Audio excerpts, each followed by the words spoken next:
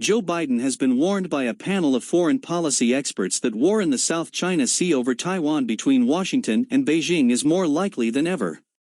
A report from the Council on Foreign Relations, CFR, think tank has told the U.S. president a severe crisis in the South China Sea could start this year.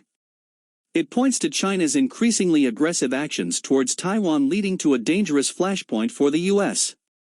The CFR's annual Preventive Priorities Survey has highlighted the potential risk of war in Taiwan has risen to a top-tier conflict. Experts contributing to the report said Taiwan in particular is growing into the most dangerous flashpoint in the world for a possible war that involves the United States, China, and probably other major powers. In a bid to stave off a potential conflict, Mr. Biden has been urged to change and clarify its Indo-Pacific strategy. Beijing regards Taiwan as a breakaway province which must be reunited with China, and has threatened to take the country by force.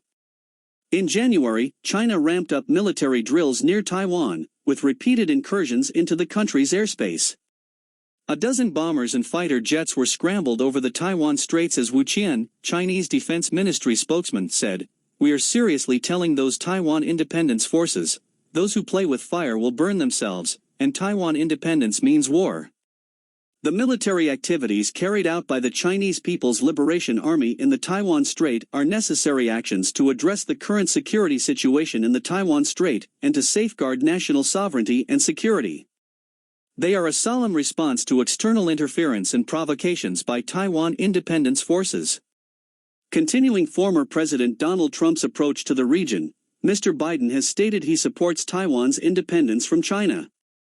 In his first phone call with Chinese Communist Chairman Xi Jinping, the U.S. president affirmed his commitment to Taiwan and said to reporters afterwards, "I also shared concerns about Beijing's economic practices, human rights abuses, and coercion of Taiwan. I told him I will work with China when it benefits the American people." However, in a CBS interview, Mr. Biden said he views the U.S. relationship with China as one of extreme competition. While the report downgraded the risk of conflict in the South China Sea to a moderate concern, experts still warned the impact of a conflict would be high. Other risks highlighted by the report include North Korea's further development of nuclear weapons or ballistic missile testing, precipitating heightened military tensions on the Korean peninsula. The guided missile destroyer USS Russell steamed within 12 nautical miles of the Spratly Islands in the southern portion of the 1.3 million square mile waterway, almost all of which China claims as its sovereign territory.